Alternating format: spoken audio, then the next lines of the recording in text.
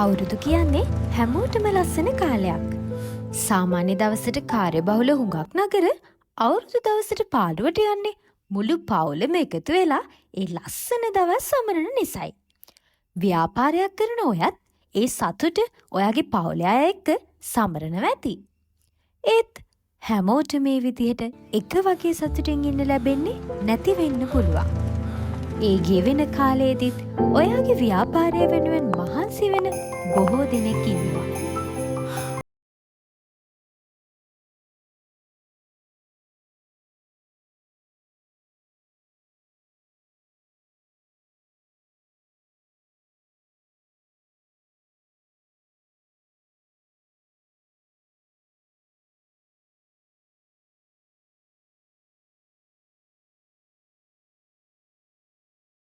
සුබම සුබ අලුත් අවුරුද්දක් වේවා. කිරිතිරේවා නව වසරේ කිරිතිරේවා